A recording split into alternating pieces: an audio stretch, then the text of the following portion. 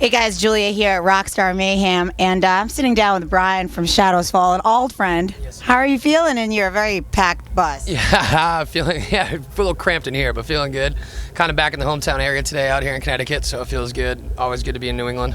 You guys also have a CD DVD coming out in August. Tell me about that. It got pushed back a little bit because it was filmed in the Philippines, this big festival called the Pulp SummerSlam Festival, and there was probably like 30,000 people there, and we did a multi-camera shoot, and it was awesome because they built this like super fire hazard like paper mache skull behind the drum kit, had smart. full pyros, like guided missiles flying at us, none of which were rehearsed at all, done by this local crew that just Well, it's the Philippines. It's a little bootleg. it was crazy, man.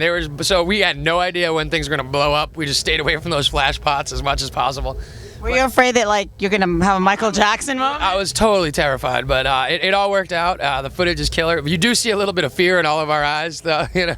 That makes that metal sexier. Yeah, exactly. And we're gonna include some bonus footage too. Like we did some stuff in Korea at a TV show and a festival there. So, but it got pushed back because we found all this other footage and we want to include. So, yeah, they'll have the CD as well with the audio. So.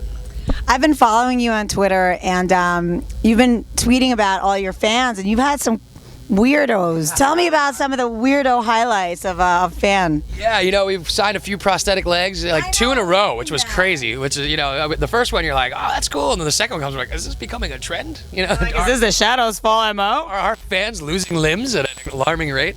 Then we signed a pregnant lady's belly, so that kid's gonna be shad for life. So hopefully he didn't get ink poisoning or anything. So I think Sharpies are non-toxic. I think they're okay. So. Yeah, but it's great because the signings have been killer. Like we usually are at the Rockstar tent for a good hour plus, and usually sign until we run out of posters. Kids have been there all day, which is killer. I just have to comment. I mean, you told me that you're sharing the bus with Winds of Plague, right? And I've never seen a back lounge with bunks in it. Yeah. This is pretty ridiculous. I mean, you guys have been around for a long time. I would think you'd be like at the Rockstar status where you could get your own goddamn bus. No, we're at the status where we like money more than like being comfortable. and with this many bands on the tour too, everyone's paycheck gets cut, so we're any way we can save money. We're not even rolling with a crew. It's pretty much just us. I saw that. Yeah, so we just do our own stuff. At this point, yeah, money's, might as well do whatever you can, make the most out of it, So. Well, you guys have always been a do-it-yourself kind of band. You guys even have your own record label, which you released your latest album on. Tell me about the record label and what made you decide to do that on your own. Everblack, by the way, is a very metal label name. Everblack Industries is quite metal sounding. Yeah, honestly, for us, we've done everything each way. We released our own record the first time around, then we signed with Century Media and did the independent thing, and then we were with Atlantic with a major label. Kind of learned everything that worked well for us and what didn't. And when it came time, we signed with Atlantic with an option. We renegotiated that option to just do a distro deal with Warner Brothers, their parent company, where we actually controlled the budgets, made all the decisions. And instead of wasting money, like major labels like to spend a lot on radio and videos and stuff, and we're a band that's more about touring and just peer-to-peer type of stuff. And so now we get a bigger percentage. We flip the pyramid too. Like we get paid first as opposed to last, like every other band.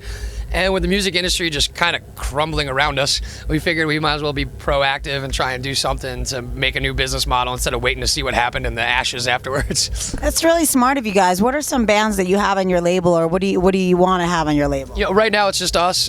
We may want to sign stuff, but we don't want to be the douchebag label people to another band, because we know how that goes. So, but in the future, if we find someone who wants to do a similar thing, because we would put the control into the band's hands if we sign them, but at least give them like the platform to be able to put it out. So we'll see. But for right now, it's just been for us to kind of get our new record out and then see what happens in the future.